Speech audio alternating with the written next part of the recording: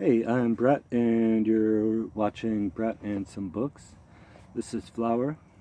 She's my backup singer.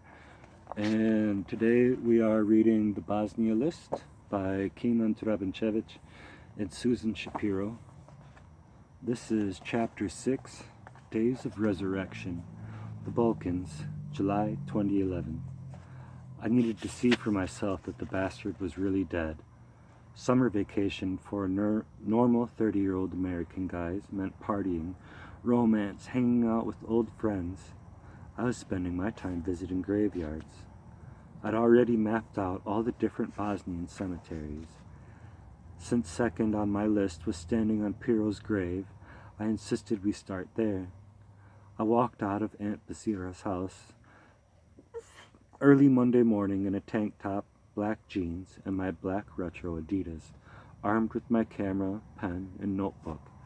"You're going like that?" Alden asked. I knew the medieval Bosnian flag tattoo adorning my left arm would cause trouble, but so what if it did? "I'm wearing what I want." Alden clucked his tongue. "You're going to upset Dad." My father tilted his head, scrunched his eyes, and decreed, "No problems today." I ran back inside and grabbed a shirt with sleeves that I could use in case I needed to cover up my ink, just to placate my annoying brother. "Well, I'm driving," I insisted. "Don't even try to argue with me about that." I had my license in New York and Connecticut for more than a decade, but I'd never driven in my homeland before. I wanted to prove to Dad and my brother that I still knew my way around, despite everyone saying I'd been too little to remember. I slid into the driver's seat of our rented Volkswagen Jetta. Dad, wearing jeans and a polo shirt, climbed in back. Eldon, in cargo pants and a t-shirt, sat next to me. Since he needed more room for his spidery legs, even in front, his knees hit the dashboard, his size 14 Adidas longer than the brake pedal. "I should stop to get 2 more bottles of water," I said. "Why?" Eldon asked. "So you can piss on Piro's plot?" He knew me too well. "Don't even think about it," my brother warned. I navigated the road defensively on the 25-minute ride. Yasenko reminded us that Balkanites in autos were even crazier than on foot. They didn't believe in seatbelts, drove drunk, cut you off head on, swerving in and out of the last second. The car chaos was an apt metaphor for what this visit was doing to me emotionally. My hands were sweating so much. The steering wheel was damp as we drove up the hill in Groblje, the Serb cemetery. Luka was below, about 50 yards from the entrance. I could feel Eldon's body temperature rise next to me, along with his anxiety. We didn't belong here.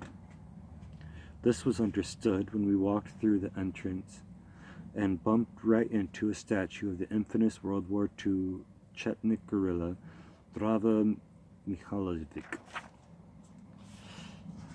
"They have this fanatic gene in their blood," Eldon said.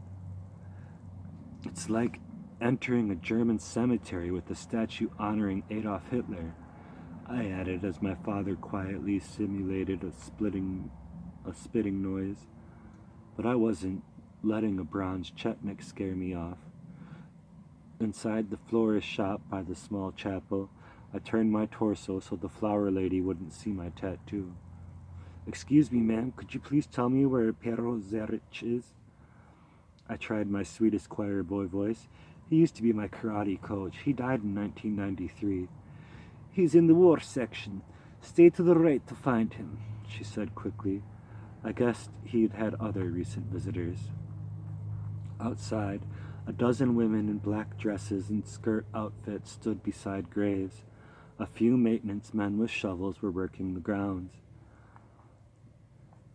"I don't want to be in this place," Eldon said, all of a sudden agitated, as if he hadn't known where we'd been heading all along. "I told you from day one that standing on Pero's grave was on my list," I argued. "You were that serious?" "Of course I was. You thought I was playing?" I asked, indignant. You gave me some items yourself. I realized the ones he'd added were mundane, seeing old friends and relatives visiting our people's cemeteries to pay respect. My items on the list involved confrontation, just what he wanted to avoid. You kept changing your mind and crossing stuff out, Eldon said. I didn't know I was obligated to do every stupid thing on there. If you don't like it, you can stay in the car, I told him, hurt that he was undermining my game plan. Or go to the town square and I'll meet you. But why are you paying respect to the wrong people? Eldon asked. Yeah, why are we here? Dad agreed with him. I'm not being respectful. I need to take a picture of Perro's grave. I wanted to put it in my leather album next to my childhood karate photographs of me and my coach as a kind of epilogue to conclude the story. All right. My father was usually persuadable. My brother wasn't as easy. Eldon and Dad followed me, mirroring my zigzag trail as I checked every marble marker and cross amid the bitter scent of candle wax in the air. Reading each name, aisle by aisle, made me dizzy. I was conscious of sour looks and muttered profanities from people I passed. How dare I walk over their sons' graves with that ink on my skin? I could feel them thinking, in 1992, I would have been shot dead. You know, I'm the one who was locked in Lucca with Dad. This place creeps me out. Eldon gestured down the hill toward the concentration camp, now a warehouse again. It was less than 100 yards away. You could throw a rock and hit it. I don't want to look at those dark crosses or walk down the aisles between tombstones, he said. But think of how symbolic it is, I argued. I'll walk right over Perro, disturbing his spirit. He'll turn over, cursing, knowing it's me.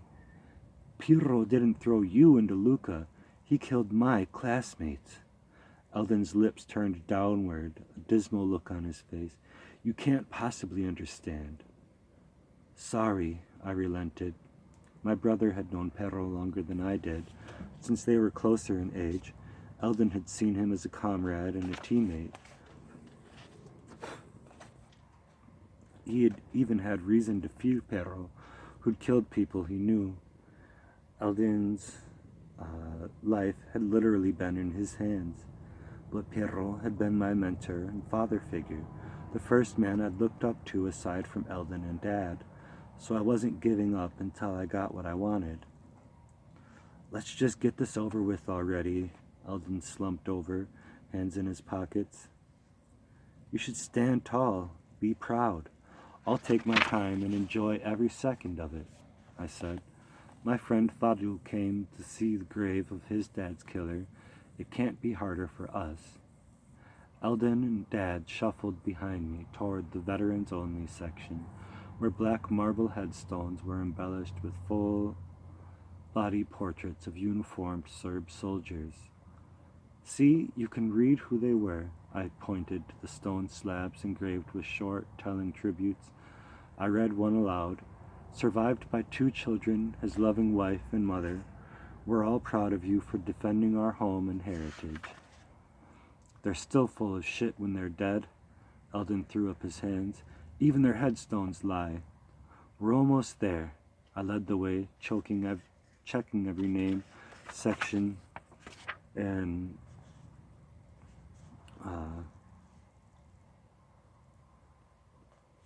by section. Eldon breathed heavily on my back, impatient and pissed. Dad followed, mumbling, I knew that son of a bitch. Him too, as we passed old gym clients whose surnames he recognized. It took 15 minutes to locate Perro. By the time we found him, I had a headache. His small plot was the size of a single bed.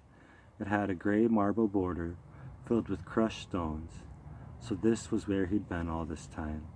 An ash-colored square read Zarich Petar, 1963 to 1993 in Cyrillic letters, with a cross and what looked like a high school picture of him.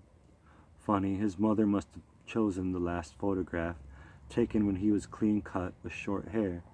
I'd never called him by his real name, Peter in English. I read the words engraved on his stone. There was a short list of survivors: mother, father, brother, sister-in-law. Many tablets here were etched with phrases: brave fighter, died for his homeland, or killed in battle, making it clear that their demise was associated with bravery in war. It seemed very suspicious to me that Perro's family had chosen the verb pogino, indicating that Piro's end may have been accidental. The word, which means die, made it ambiguous, leaving open the possibility that Perro could have died from friendly fire or even a non-military car accident. He could have fallen off a building or been pushed.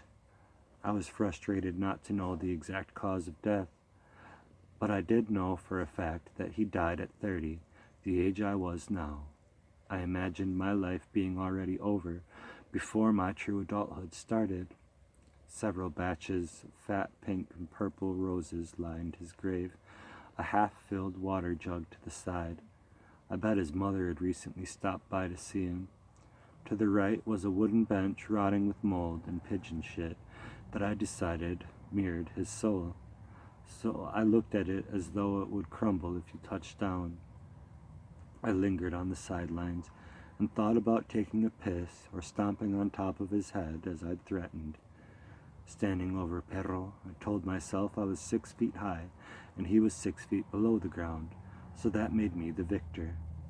But then I flashed to my karate triumph at Partizan Sports Hall 2 decades earlier, the peak moment of my childhood, when Perro placed the brown belt around my neck, lifted me up on his shoulders, and said, "Super job, Kino baby."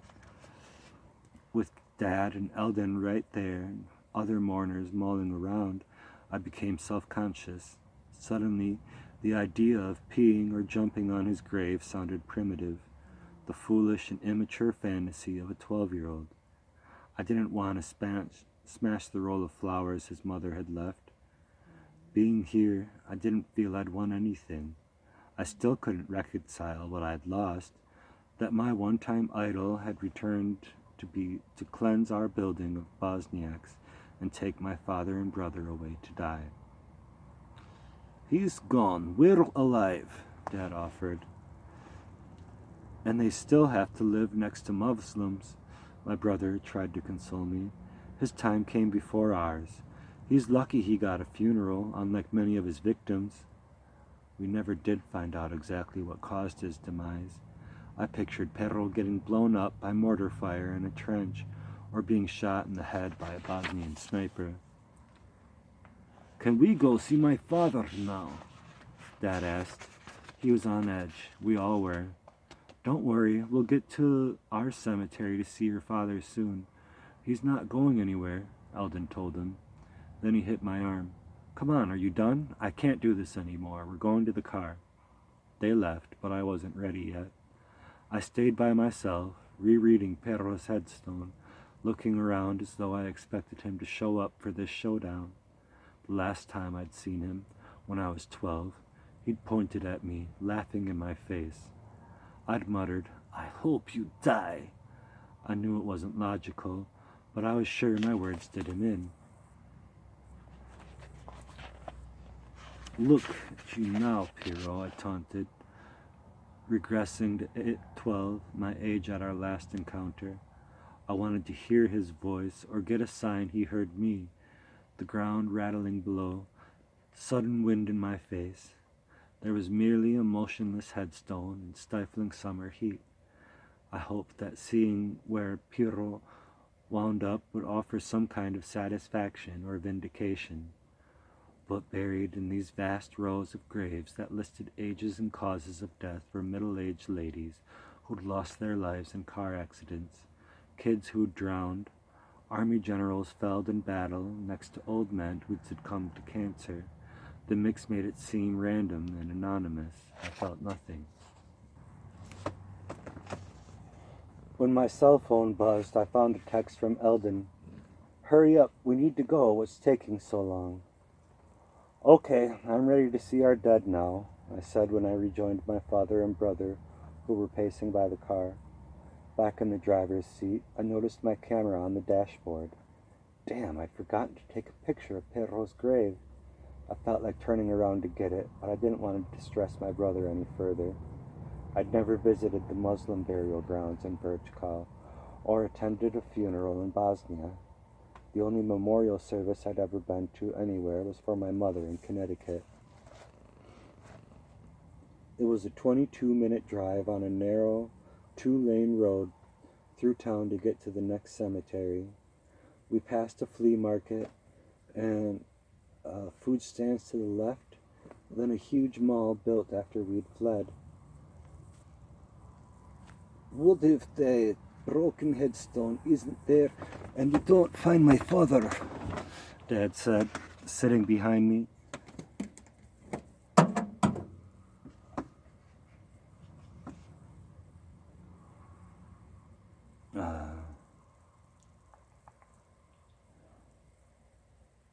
Leaning forward to stare out the half-open window, agitated.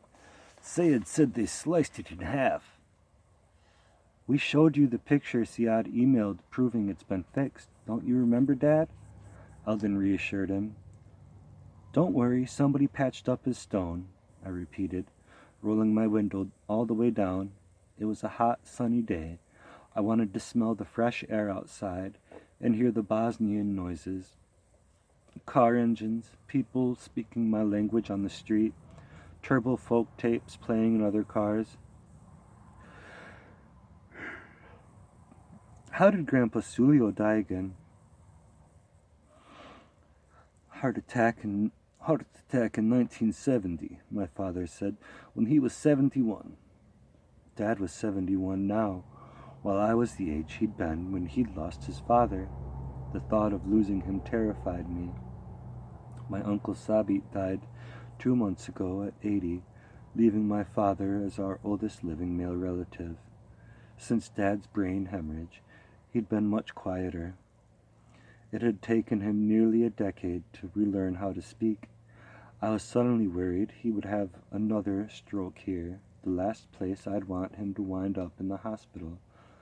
What if he lost his speech again? There's so much nobody else could teach me about who my father was, where we came from, and the men who made me. Grandpa was a good electrician, right? I wanted him to elaborate, to tell me all the details I didn't already know. One of the few in town, Dad nodded. He was a hard worker. He could untangle any kind of wiring. Your grandfather always dressed well. Every day he was proud to go to work in a suit. Perro worked in that same profession, but in Perro's time there were less electrical workers, there were lots of electrical workers, and unlike my grandfather, my coach wore jeans to work and hated his day job. You were the closest to your dad? I asked. Yeah, but my parents separated when I was 4 in 1943. In the mirror, I could see Dad sitting back, his eyes closed, remembering. I was an only child. I was so lonely. It's not good being the only kid at home. Why did your parents split up? I recalled my mother saying that Grandma Zakia was cold, neglecting my father after she divorced his dad and married someone else. Maybe it had to do with my baby brother dying at birth, Dad said. What? I took my foot off the gas and caught my father's face in the rearview mirror. He looked sad. You had a brother? Yes, but I was only 2 years old, so I barely remember, he said quietly, looking out the window into the cloudless sky. Dad had a brother? I turned to Eldon. You didn't know? He asked. Hell no. I'd always assumed that my grandparents had chosen not to have any more children because they were unhappy. Had losing a baby son taken away their hope? I'd lost a chance to have another uncle and aunt and more cousins in the world. I couldn't believe I'd missed something this essential. I was in college when Dad had the stroke that wiped out parts of his memory. With Mom, Grandma Amina, and Uncle Sabi gone, there were few elders left to fill in my family history. I was furious at myself for not asking Dad more questions about his background sooner. I'd been too preoccupied with my own life to learn more about my father's. "Oh, strange you've never heard," Eldon said. It was old news to him.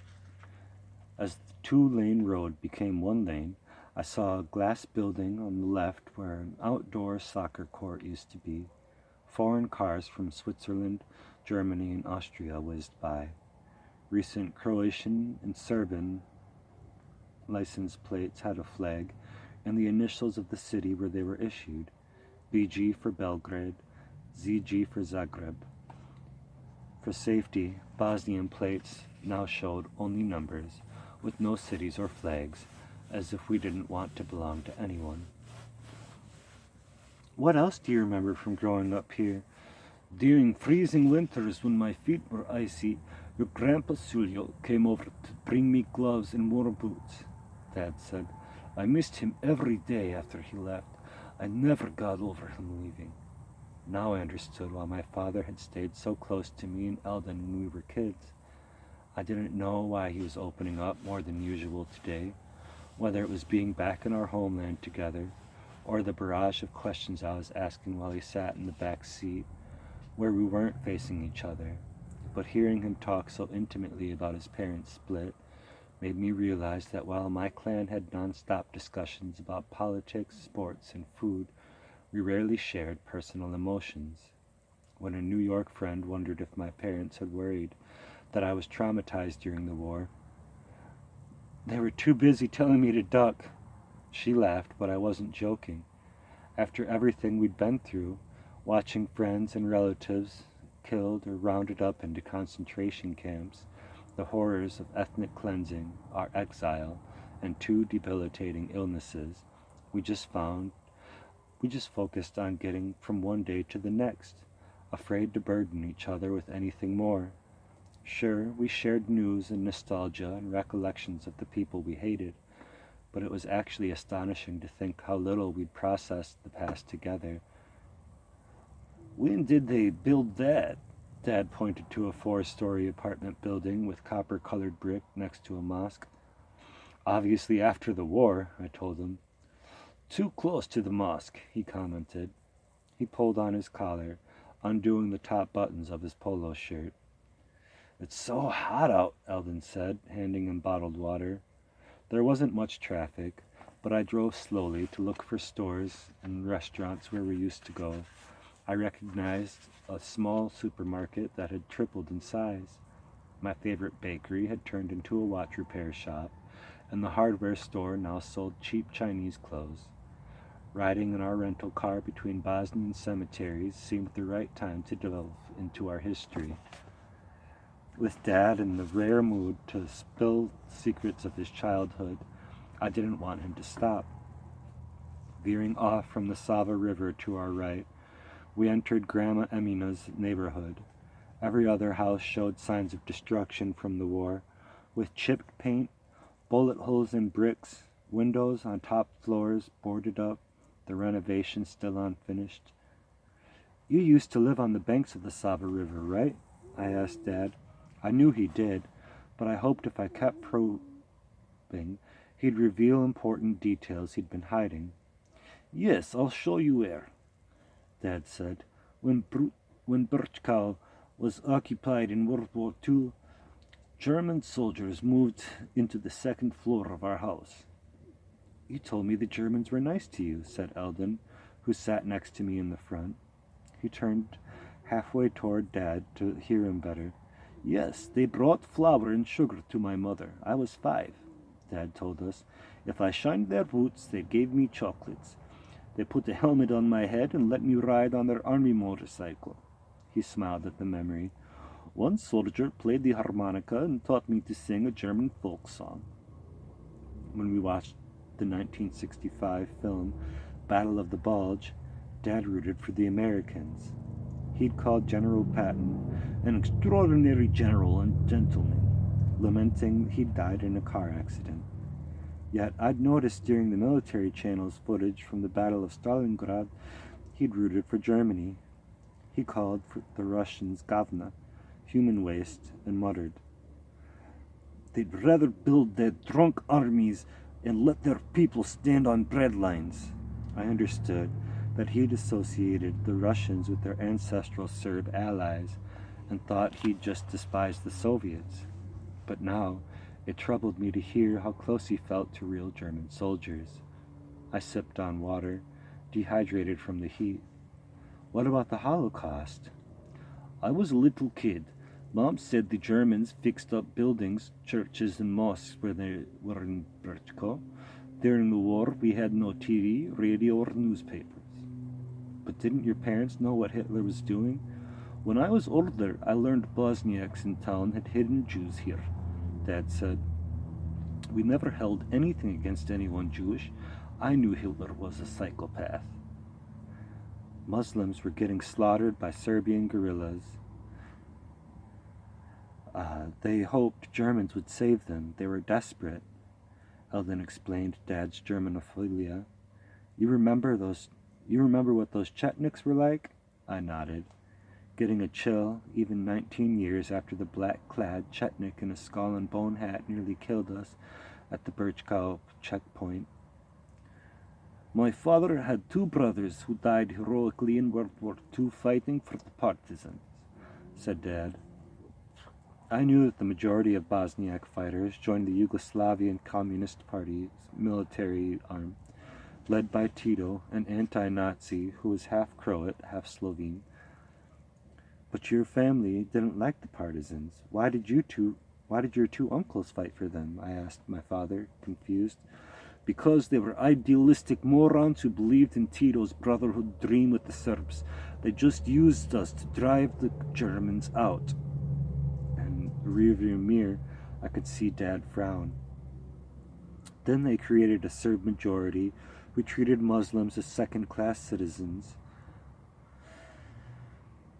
As soon as the war ended," Eldon said. "Screw those Pepeljani." Dad swore, confusing Bosnian words. "You just called them eggplants," I told him. "Who fucks them anyway?" Dad used a Bosnian saying for who gives a damn. "I guess everybody hated everybody." "Yeah," Dad nodded. "When I was older, I found out that Uncle Smajo was killed by Germans and my Uncle Halid was killed by Chetnik guerrillas. There was a street named after both my uncles, the Travenchevich's brothers." "In 5th grade, I used to walk by the sign," Eldon jumped in. "I'd tell my friends, 'My uncles were heroes. This is their street. Check out this sign.'" "Why didn't you tell me?" I felt left out again.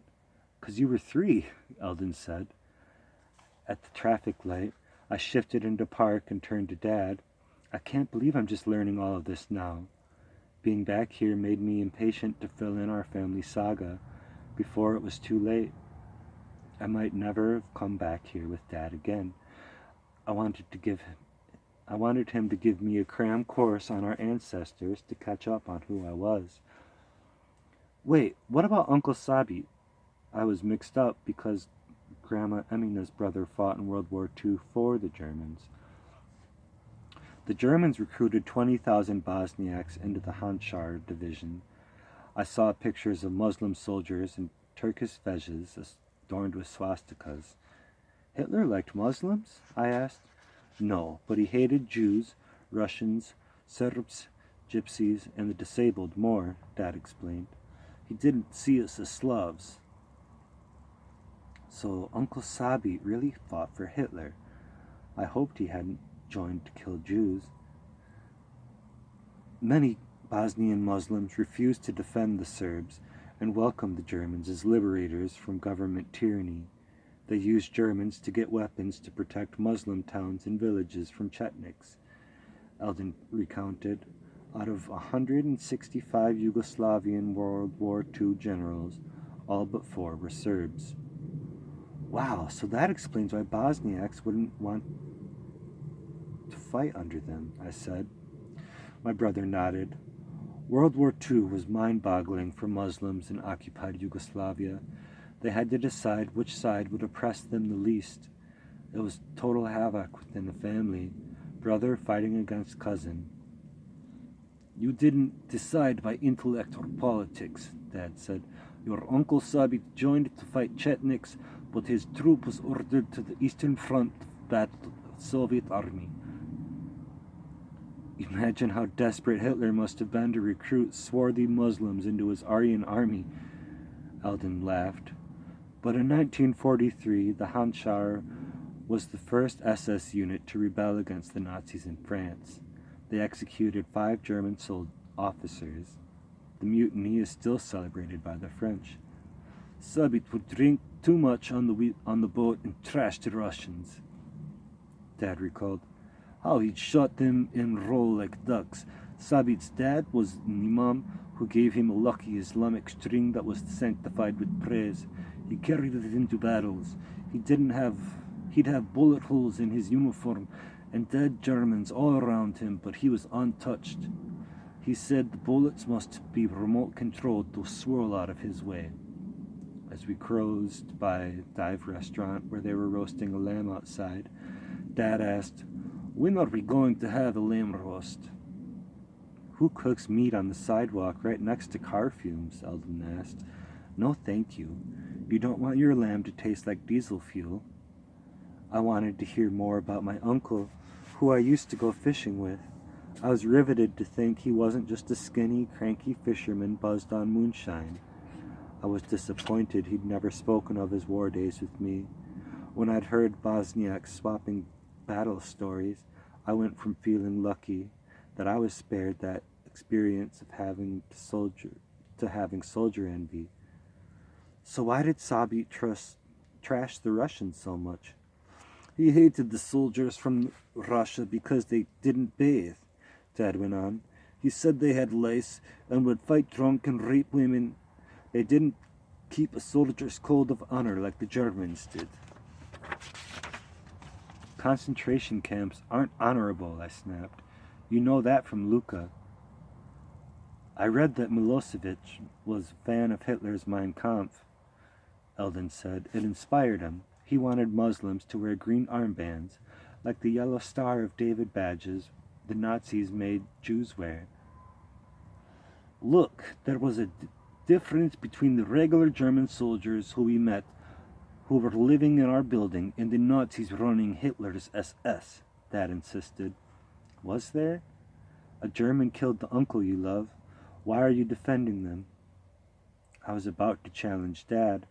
I didn't know who was worse, the ignorant, deluded people who actually believed in racial cleansing, or the pathetic German and Serb sheep who'd committed mass murder because they were just following orders. But then I thought of Miloš, the Serb with the AK-47 in our building, who'd fought Muslims by day but fed us by night. And Uncle Sabit siding with Hitler to avenge the Chetniks. I pictured that Chetnik psycho would have instantly aligned with anybody willing to get him away from my family. Maybe you couldn't judge every military man by his uniform. Not every enemy soldier was equally guilty. You know the camp they taught us about in school where Serbs, Jews, and Gypsies were killed? I slowed down before the crosswalk. That was run by Ustašas, the Croatian fascist revolutionaries, not the Germans, Eldon said. The Serbs had 2 concentration camps for Jewish prisoners, Banjica and Samišt.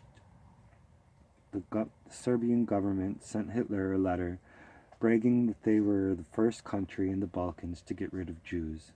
The Serbs hide their sins like a snake hides his legs, he added. After the Germans were defeated, Uncle Sabit was arrested and taken into custody, Dad said. Really? Why hadn't you told me this before? Female partisan soldiers took turns kicking him in the balls, Eldon told me. They beat the piss out of him. I'd never heard this odd twist either.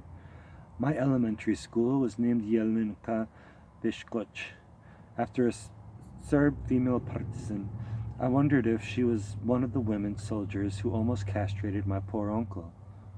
Stopping at the light, I saw my old pediatrician, Dr. Shoshevich, crossing the intersection. In his white scrubs and stethoscope around his neck, he was obviously coming from the hospital, a 3-minute walk from here.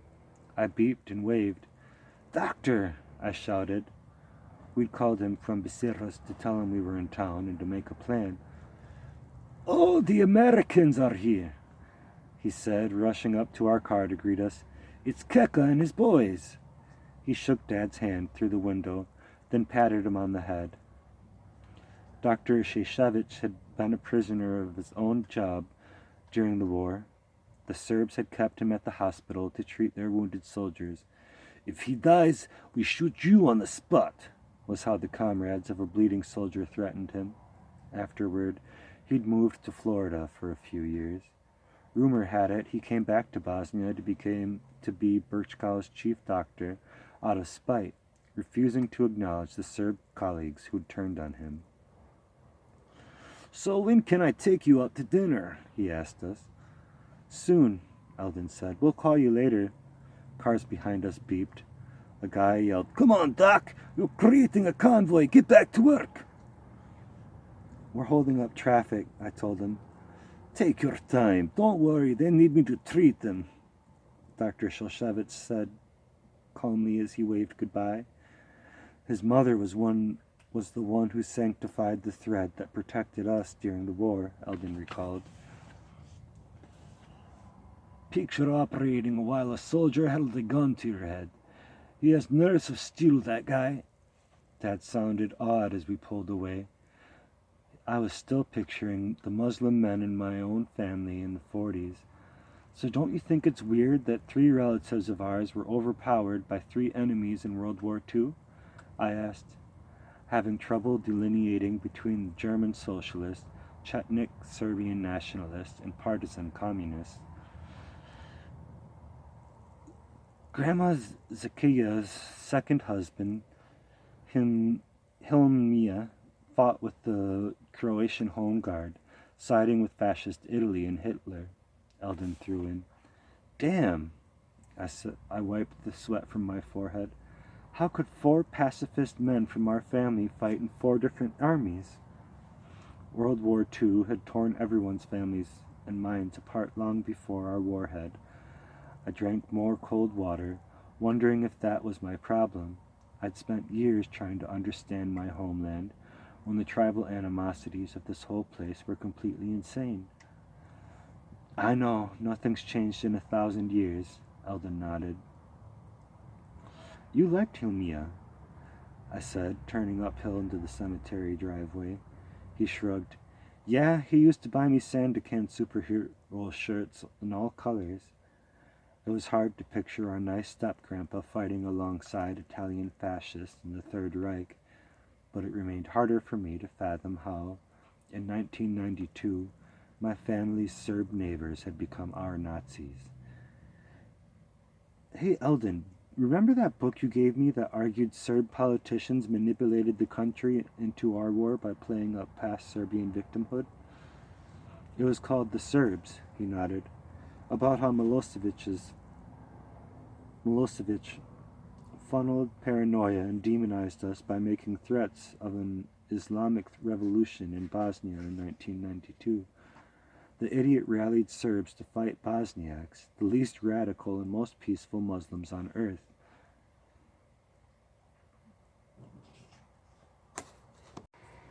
Mizarje, the second cemetery we visited, was where Grandpa Sulio was buried. It was only for Bosniaks. As I pulled into the parking lot next to the morgue, I thought, even the dead in this land remained divided among ethnic lines. Walking out of the car, we stepped on rubble from a former shoe factory that had been totally decimated in the war. It was the scene of an infamous 7-day battle. Nobody had cleaned it up yet. Eldon pointed to the white stones marked with stars and crescents and Islamic names and said, "Now I feel better." We brought 5 small bouquets at the florist shop. In front of the entrance was the sign, Europa Hotel. We'd heard that it was a Serb joke to place the sign here, a 10-minute car ride from the hotel. Dad shook his head in disgust. Well, our people should have taken it down instead of just complaining, I said. I was envisioning sneaking back into the cemetery late at night to spray over it when a gravedigger walked by. Excuse me, sir, I stopped him. I want to visit my grandfather, Sulio Trevenchevich. How would I find him? He's over there, said the short, sweaty guy in orange shorts and a gray tank top. He looked to be in his 50s, with a pointy chin and kind, dark eyes. He walked us to my grandpa. He told me, "Your tattoo is amazing." He was a Muslim who understood that my ink was a patriotic gesture meant to honor our old Bosnian flag. We belonged here. Dad laid a bouquet on my father's grave and said a prayer. I took a bunch of pictures. You could see a thin line at the stone where Grandpa Sulio's marker had been cut all the way across. "How did it get sliced in half?" Dad asked. "From a bomb?" Eldon guessed. The gravedigger shook his head. "When I was a soldier, I saw Serbs fighting in this cemetery. When the battles began, the burial ground became the front line." He stood up straight, turned, and pointed. He spoke authoritatively, like a veteran showing us a map of where the war had been. "This place was pummeled so their army could get an unobstructed view. Horses and tractors ripped up and carried away the headstones. After the war, with detonations and my own resources, I replaced the plots and mended each broken marker with cement myself, one by one." He obviously took immense pride in what he'd done and hadn't been shown sufficient appreciation for all his work. "After the war, it was the first Muslim place we took back and fixed," he added. Overwhelmed with gratitude, Eldon gave the gravedigger $100 bill. "This is not necessary," he told us, but we insisted. My father handed him another $40. "For fixing my father's marker." So Grandpa Sulio's tombstone really had been cut in half and reconstructed. It was carefully cemented back together at its base, just like we were.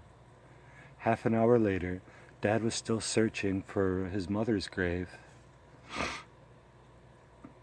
I was determined to locate my mom's relatives who'd always been so kind to me. We visited Great Aunt Fatima. In 2003, she'd sacrificed herself to save her granddaughter by jumping in front of a cab that was running a red light. She was supposed to be buried next to her husband, but he'd mysteriously died in the hospital during the war. We never really learned what happened to him. We found Uncle Sabit, Fatima's brother, to pay respects. When Serbs had stormed his apartment in 1992, Sabit eluded them by hiding behind a bookshelf. The backyard of his house in Birchka was wound up being on the front line. Even though he was in his 60s, he'd hopped a high fence and made it to Fatima's place, where he waited outside the rest of the war. Hoping he'd take us trout fishing like he used to, I'd been dismayed to hear he'd passed away this summer, just 2 months before we had arrived in Bosnia. Last we went to see Emina and Grandpa Murat. They lay in the same plot with no separation, fitting for a couple who'd been so deeply in love. In Mom's photographs, Emina was a tall woman, stylish and pretty, with black hair and fine jewelry. My grandpa, who died before I was born, was a traveling salesman. He sold dress shirts and ties and liked gems too. My mother sneaked his gold watch out of Bosnia, hiding it inside a ball of socks. I'd inherited it after he'd died. Mirat also had a penchant for exotic birds. Mom said he had a coterie of 30 different parakeets, finches, canaries, and peacocks that he kept in a huge cage and doted on. Aunt Becerra said one night all of his feathered pets began squawking in a frenzy and wouldn't stop. The next day he dropped dead, and all the birds croaked too, in some kind of synchronized death symphony. I snapped more rolls of film, thinking what a weird family reunion this was. Then I put lilies on the gravestone of my grandma, finishing number 4 on my list. I kept picturing my mother, the youngest of Emina's 3 kids, but the only sibling gone. If the war had ever happened, if the war had never happened, Mom would have been here too, resting safe with her folks, instead of displaced, left alone for eternity in a strange plot in Connecticut, where she didn't know anyone. I hope she wasn't lonely. Next on my list was to pay homage to soldiers from our side who were killed fighting. After a 25-minute drive, we found the Martyrs Cemetery in an all-Muslim village that had been a stronghold during the war. As we passed rows of white footstones etched with Islamic prayers and military pictures of the dead, my father became teary. Eldon's eyes were glassy as he mumbled that he wished he could have fought too. Back in Queens, I'd found a website online that listed each of this graveyard's 556 soldiers by name. I'd printed it out for my father. For the next half hour, I followed Dad around, checking off the 99 men he knew. Having an agenda on paper was my way of organizing chaos. I silently thanked God that I didn't have to visit my father and brother there. Then I pulled out the paper in my pocket and crossed off number 3 from my list. The 4th graveyard I wanted to see was a burial ground for both Bosnian military and civilians in an old town filled with buildings from the Ottoman Empire. "Hey, you have to see this guy. He's not one of us," I yelled to Eldon as I read the story of a soldier named Goran. Based on his name, we could tell he was a Serb who had joined the Bosnian army. My New York friend Shoba spoke of a whole brigade of Serb fighters from mixed marriages that he'd joined. Unwilling to embrace the racist ideals of Greater Serbia, they fought against their own people. Shoba's troop felt it was wrong to kill civilians because of their background, so they chose the side they believed was right. The soldier Goran's family had put him to rest among his Muslim neighbors. I thought Goran deserved the most respect. His moral principles mattered more to him than his ethnicity. If I died in my homeland, this would be the place I'd want to be buried. Yet Goran's sacrifice did not change my mind, or my mood. Any semblance of forgiveness eluded me. It was hard not to feel that all the wrong people were dead. "You'll never catch me flying dead over Bosnia," Mom often said after we'd escaped. It had been 4 years since we'd been to see her in Enfield, Connecticut. We promised each other that we'd spread crushed marble stones on her grave so it would resemble Grandma Emina's resting place in Bosnia. My mom's cemetery, just a few hours from where we lived in the United States, was the one I couldn't bear. "We have to go see Mom," my brother reminded me. "I know, we'll go for her birthday," I told him. "That's what you said last year," Eldon said as we got back on the same road that led to the concentration camp, ironically renamed Boulevard of Peace. It took us just 10 minutes to get to Lucca, which was now a commercial distribution center that transported sugar, oil, and flour. Truck drivers came here to weigh their merchandise and pay tariffs. The old warehouse buildings were repainted yellow, with new windows and a fence facing the big parking lot. When we arrived, a security guard came out of his cabin. "What do you need?" I took the lead. "They were both imprisoned here," I gestured to my father and brother. "We've come to see the warehouse." The guard nodded, lifted the gate. Clearly you weren't the first Bosniaks who'd returned to witness the atrocities that happened here. We parked and I put my camera in my pocket to ensure I got a picture of Lucca, number 6 on my list. We walked to the open door in the blazing hot sun. Before we came, Eldon and Dad insisted they were ready and eager to go back there, but once we arrived, they didn't want to go inside. They slouched outside by the 2 hangar entrances, looking anxious, cowed, somber. Dad pointed. "Bosniak and Croat men sat on cement in those wooden pallets." "That's where the camp leaders hung out and where the men were taken for interrogations," Eldon said, turning to the right. "That office is where I went when they called my name. Dad glanced toward an ordinary room now filled with workers, talking on phones and listening to the radio. It was as if Auschwitz was still in business, as a shipping company. That's where Renko Sheshich was sitting behind the desk, my father said. I didn't know what would happen in there. I had a horrible headache. When he asked me what was wrong, I told him my head was going to explode and begged for a sip of coffee. Another Serb soldier yelled, "Fuck off or put you out of your misery." But after that guard left, Renko ordered someone to bring me a cup. The woman serving it was my dad's college roommate, Valid's wife. She tried not to cry when she saw me. I heard she'd been gang raped there by Renko and all the other thugs who'd made her husband watch. During the war, we'd heard many rumors of Bosnian women being sexually attacked. Yet it wasn't until afterward, when I'd been sickened to read that 50,000 mostly Muslim women and girls had been raped, and many of them held at Serb-run rape camps, whose goal was to impregnate Bosniak and Croatian females. It served not only to humiliate Bosnian men and weaken their family ties. The patrilineal rules of our society meant children inherited their father's ancestry, so this was also part of the Serbs' ethnic cleansing campaign. 50,000, footnote, 50,000 mostly Muslim women were raped during the war, according to the Bosnian Ministry of Interior, as reported in Mass Rape, The War Against Women in Bosnia-Herzegovina, edited by Alexandra Stiegelmeier.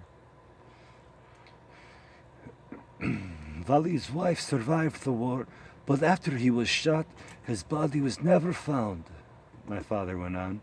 That day Renko told me, just be patient, everything will be fine with you and your son as long as I'm here. And he kept his promise to protect me. At the Yugoslavian tribunals, Renko had pleaded guilty to 12 counts of rape, systematic murder, humiliation, and other crimes against humanity, and infringement of physical integrity. He confessed to ordering a Muslim policeman to shake everyone's hand goodbye before beating him to death with a club. He made 2 Bosniak brothers perform fellatio on each other at gunpoint before shooting them. Now, 47, he was serving a mere 18-year sentence in Denmark. I wondered how guilty my father must have felt being spared by the brutal exterminator who'd sexually abused and killed Dad's friends and neighbors. That's the alley? I looked out back. Eldon nodded. He'd played me testimony from other Hague war trials where a comrade from Lucca said he was forced to throw wounded men over the wall behind the house into the banks of the Sava River. Savages, Dad muttered, looking spooked. We shared a wooden pallet on a forklift the entire time, Eldon explained. Did you sleep at all the whole 2 weeks you were here? I asked. Eldon threw me a look that said, Are you kidding? I kept my eyes open every second, Dad recalled. I wanted to make sure I was awake so they couldn't take Eldon. But it was the first time I'd heard any of these details. I was moved by my father's sweet fantasy that keeping his eyes open had saved my brother, who believed it too. Dad's aura was my shield. Even mass murderers wouldn't touch him, Eldon told me.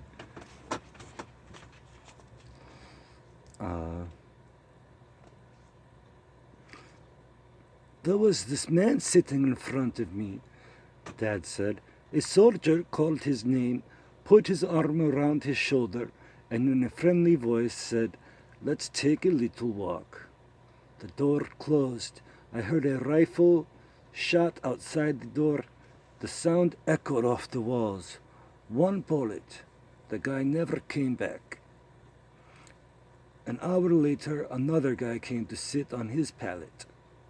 I shook my head from side to side. Eldon scanned the outside of the building that he and Dad couldn't enter.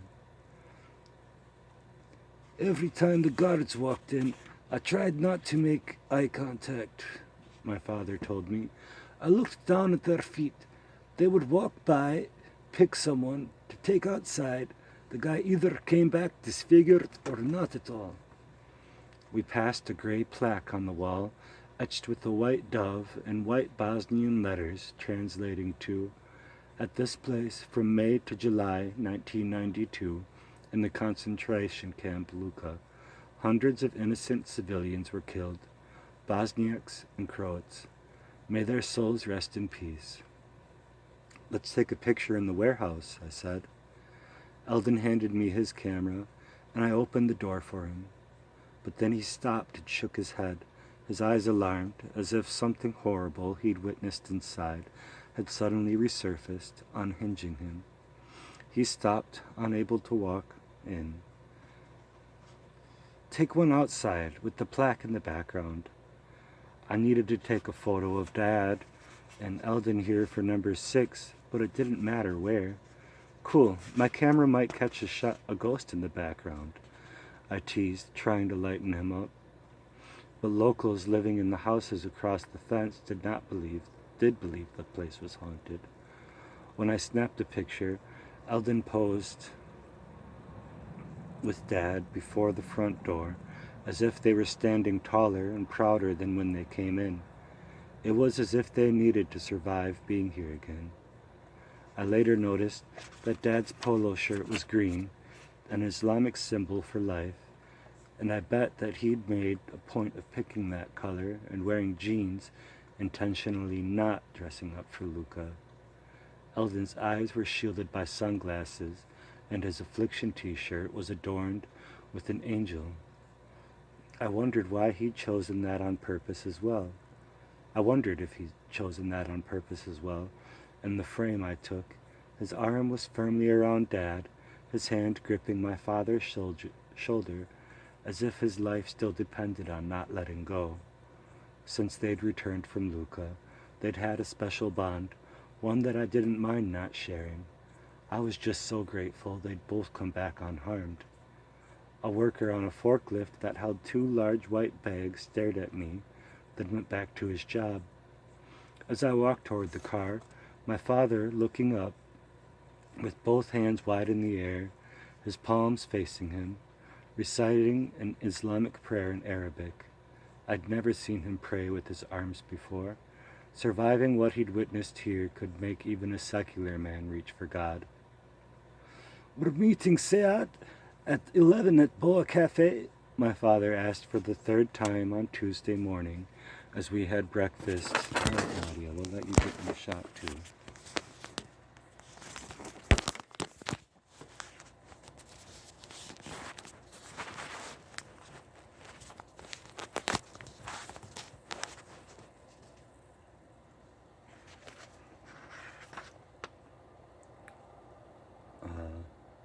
"We're meeting Sead at 11 at Boa Cafe?" my father asked for the 3rd time on Tuesday morning as we had breakfast with Basira. He was in a suit. "He's been dressed up and ready since 7 o'clock, Basira said. "I made him coffee and toast when I was feeding my rooster and peacocks." "Yes," Eldon said. "Sead told the gang you'd be there." "But what if nobody's around?" Dad fretted. "Don't worry," I reassured him. "Everybody will be there." "You look very nice, Kaka," Sarah told him. "Keenan and Eldon got me this." Today he dressed up. He'd proudly showed off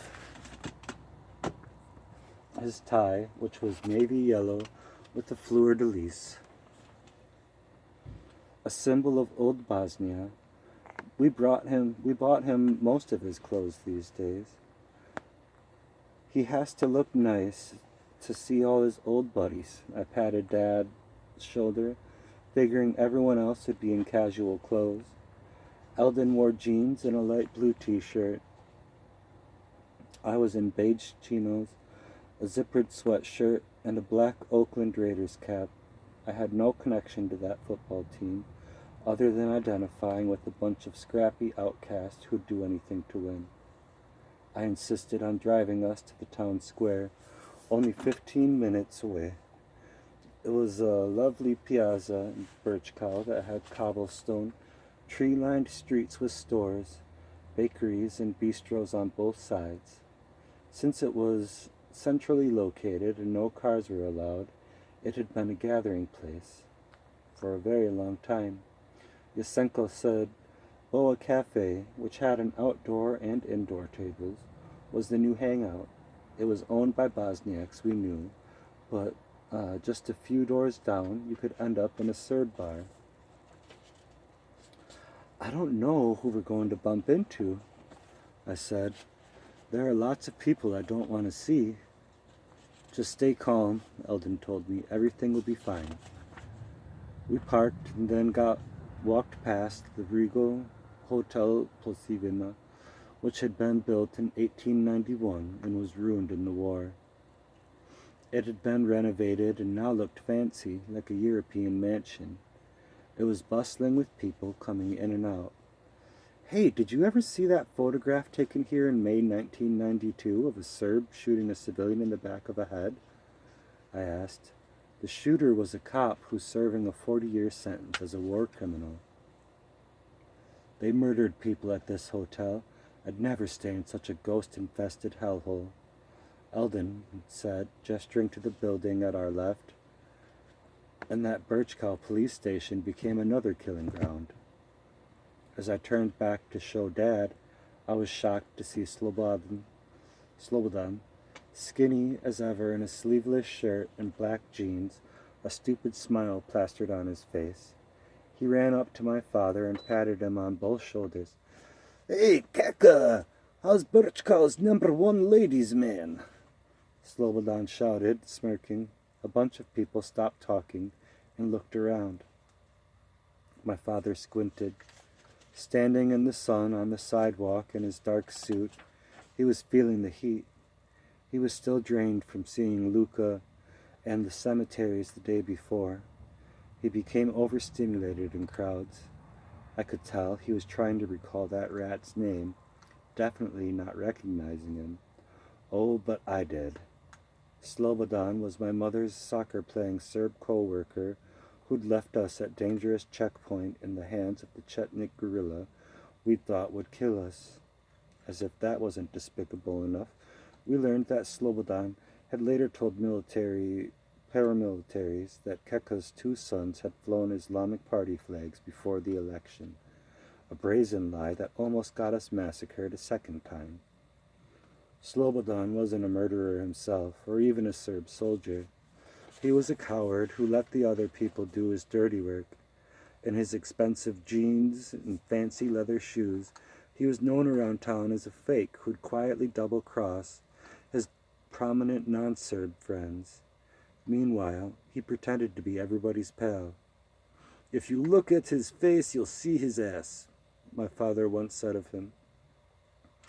Can't remember me? Slobodan thrust his big hand out for Dad to shake. I'm Radovan Karadzic, he quipped, smiling, using the name of a psychotic war criminal named the Butcher of Bosnia. It was the equivalent of squawking, Hey, I'm Josef Mengele. To a Holocaust survivor, I wanted to kill the idiot right there, just for the sick joke. Seeming confused, my father took his hand and shook it. I knew he had no idea who Slobodan was. Dad was just being polite, pretending he did. I had the urge to jump between them, give Slobodan a karate kick with my heel, hard enough to shatter his shin.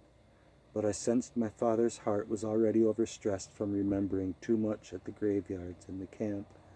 I didn't want to upset him more. I looked at Eldon, who crossed his arms and sneered over his soldier. So where is your wife? Slobodan asked my father, in a tone that was too familiar. How dared he ask about my mother? My blood was simmering. I was sure that everybody knew my mother's death from Dad's old gang here. I wanted to spit on Slobodan and yell, Since when do you care? You left us at the Pyro Metal Factory with checkpoint to die, you disgusting, gutless loser. But I was breathing so heavily, I couldn't get a word out. 2 cops were standing on the police station's stoop, My dad continuing to try and figure out who this creature was. If Eldon turned away for a second, I was going for his throat. Slobodan reached out to my brother for a handshake. Eldon looked at him, not moving. Slobodan's hand hung in midair. Eldon caught my eye, then Dad's. Seconds passed. Reluctantly, Eldon put his hand out partway, lifting a few fingers. Slobodan took what was offered, shaking quickly, and then snatched his hand back. "Why was that so hard?" he asked in a hurt tone, addled, saying something else to Eldon, but I couldn't hear his words anymore. I went deaf. All I heard was my chest pounding and my ribs twitching. I moved forward. When Slobodan saw me, he leaned in and reached out his hand. Eldon's eyebrows shot up. It felt like the scene was frozen in slow motion on a TV screen. My father looked puzzled, still not getting who this guy was. I glowered. I did not move my hand. It lifted. If it lifted, it would be to smash his face. "Okay, fine then," Slobodan snapped. A buddy he'd come along with must have caught what the vibe, because he said, "Come on, let's take off." He ushered Slobodan to a table in front of the hotel about 15 yards from us, where they sat down. Leaning forward on his elbows, Slobodan muttered about me as we glared at each other. I wasn't even sure if he knew what he'd done to my family the last time we'd seen him, 19 years ago. Maybe his annoying greeting was his usual run-of-the-mill provocation to visiting Muslims. I would have respected him more if he'd ignored us. That would at least show shame. Instead, he acted like most everyone else here, pretending that mass murder had never happened in my hometown. If he didn't remember at all, he was worse. That was worse. That I was out of my mind enraged at my country's charade of collective amnesia. "Keka's younger son is a crazy lunatic," Slobodan said loudly, looking over at us. "You could lose your head in peacetime with someone like him around." I had had enough of this Serb bozo who betrayed my mom's kindness twice. "If I were you, I'd leave right now, Slobodan," I shouted, picking up an empty chair I was ready to hurl at him. I pictured it crashing into his head, and then as he laid on the floor bleeding, I'd kick him in the ribs and remind him exactly what he did to my mother. Before I could take another step, Eldon grabbed the chair and shoved me back, gripping his huge hand around my neck, squeezing it so hard my joints were locked and I couldn't turn. His left hand jammed under my ribs. He lifted me off the pavement, dragging me across the street. Startled, I was completely overpowered and scared. I didn't even try to fight him. My whole body went limp. He laid me down 100 feet away in front of Cafe Boa. I brushed myself off, ruffled and demoralized, my hands trembling. The last time my brother had overpowered me was when I was 8. Eldon was 14 and babysitting me one night when our parents were out. I got mad and kicked him in the balls. He fell to his knees and yelled, "I'm going to kill you!" He threw me to the ground and kicked me in the back with his enormous boot, making me cry. It was the last time I'd ever picked a fight with him. I had no idea how strong he was. Eldon and I stood outside the cafe, wordless. I sucked in air, my chin quivering. Dad walked over, scratching his head, finally getting it. "Now I know who that creep is. Jebiga, I hate when I don't remember," Dad swore in Bosnian. Eldon turned to me. I was wrong to shake his hand. I regret it. I'm pissed at myself. Screw me. His expression was tortured. But if I didn't, he would have kept goading, and you would have insulted and hit him. Then I'd have had to break his face, and he'd have to feed himself through a straw for the rest of his life, he rambled. and the Serb and Bosniak police captains would have rushed out and we'd wind up in jail. And what would Dad do without us here? Will you forgive me for shaking his hand? I took a few deeper breaths, still embarrassed. I wasn't anywhere near forgiving anyone. Luckily, my father's jazz buddy Sayed pulled up on his bike, parked, and then tapped my dad on his shoulder. They wrapped their arms around each other and didn't let go. It had been 19 years. Look at your two grown sons, Keka. You should be so proud of them. Sayed clung to Dad. You boys have to know how special my Keka is. He kept kissing Dad's cheek. It was hard to stay angry at Eldon as I watched the joy sparkling in my father's eyes. We found an outside table on the patio in the cafe. Underneath the bright green awning, calming down, I sat on a beige cushioned chair next to Dad, with Sayed on his other side. Eldon plunked down next to me and tried to say something, but I turned my shoulder. A few more guys recognized my father and rushed over to say hi. During their greetings, hugs, kisses, and 2 decades-long summaries, I kept ignoring Eldon. My brother tapped me on the back. It's all good, we're okay, just relax. He looked more freaked out than I was. Are we cool? If Slobodan only knew today was his lucky day, I hissed. Once not finished stewing, you saved his ass. He should thank you. Hey, you shamed him in front of everyone, just like he deserved. It's better this way. We don't need the whole police station and American embassy out here.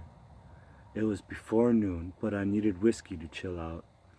Slobodan saw me from his table across the street, but knew enough not to move any closer.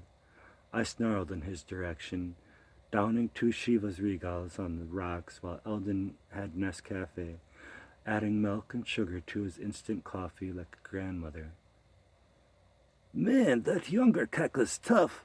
We heard what happened, said a guy standing by our table. We need more people like Trabancevich's son here in Burkow to show their teeth to the local Serbs. What does it say that everyone talks to Slobodan like nothing happened? I overheard a Bosnian man told that... What does it say that everyone talks to Slobodan like nothing happened? I overheard a Bosniak who told Dad he was visiting from Australia. Did you hear he refused that Chetnik's handshake? Asked another guy. I'd never rejected anyone's hand before. Standing up, thinking that in that minute I'd gone from feeling like a humiliated child to being almost famous. I saw a guy in his 50s ride by on a bicycle, catch sight of Dad, and brake to a stop. Keka, is that really you? He wore overalls and a t-shirt that showed off his beefy arms. I guess he was a construction worker. Dad scratched the side of his head, then nodded. Oh, now I remember you. He broke into a smile and stood up to embrace the man I'd never seen before. A large table with a group of 5 Bosnians turned one by one to look at him. Keka! They all shouted, his name echoing off the pavement in synchronicity. They rushed over and threw their arms around him. My father hugged everybody, but I knew it would take a while for his brain waves to connect and remember who they all were. You're Keenan, his younger son? You're identical, bellowed a volleyball player I recognized. Thank you, boys, for taking such good care of your father when he was sick, said an old coaching colleague of Dad's. It was generous of you to bring him back to his motherland and pay for it. I'd forgotten how fast word traveled in every corner of this city. People here obviously knew Dad had suffered a stroke in 2001. Now they seemed amazed at how well he'd recovered. As kids, you probably didn't know, he'll always hold a special place around here. Knowing all that we went through, we're so happy to see him in such good shape. He's a gem, the same old Keka. I want to buy you a drink and toast him. The guy was crying so much, he got his saliva on my cheek. He wasn't only a sports figure, Sayed said. He was a hell of a drummer. He pulled out a picture of the band from a 1958 New Year's Eve jazz concert, showing Dad his usual three-piece suit. Sayed put his arm around Dad's neck. He said his nose was runny with tears. I had to look away because my eyes were getting glassy too. Eldon called out to a tall figure walking by, an athlete in his 40s who'd become Birchko's head volleyball coach. I'd heard about this guy. He'd been in the Bosnian army, though now he'd most likely coached kids of the fathers he'd once fought. I am Zoran, the Serb your father trained in the old days. Another man came up to us and said, I could not pick up a gun and shoot my neighbors, so I left the country. He embraced me. When Zoran walked away, another Bosniak acquaintance of Dad's pulled up a chair next to me, put his mouth on my ear, and said, That guy Zoran is a liar. He was my childhood friend, but he sentenced me to death during the war. Luckily, someone else saved me. I was taken aback. Why would Zoran want to hug me then? He can't live with his guilt, the guy said. He's dead to me. It was becoming obvious that everyone we knew in this country was twisted in knots more than I was. I felt fortunate to have normal American life to go back to. I saw a guy next to me on his cell phone. Get to Boa now, you won't believe who's here. As the news of my father's reappearance in Birchko spread by word, text, and cell phone calls, more people came by. It became so loud, everybody in the establishment turned to see what the commotion was about. My brother and I felt like bodyguards, but this time no one wanted to hurt Dad, just see and hold and celebrate him. I felt special sitting next to my father, proud of our resemblance, basking in his aura. At 12, I'd watched Dad become powerless overnight, thrown out of his home and office and tossed into Luka. Now his immense popularity and importance seemed to come back, albeit 19 years late. My father grinned and nodded and shook hands with everyone who approached him, elated to regain his former glory. I was grateful that Eldon had intercepted the potential disaster and didn't let my reaction to Slobodan ruin this day for Dad. I saw that having a pacifist father and an older brother shielding me from harm was saving me from the fate of too many Balkan men here. Check that out, I told my brother, surveying the crowd that had gathered. There must have been 20 guys surrounding my father. After so many years, look how they still feel about him, Eldon said. He was so lonely in America, especially after losing Mom. He had only a few pals left in Astoria. All I could think was look what they'd taken away.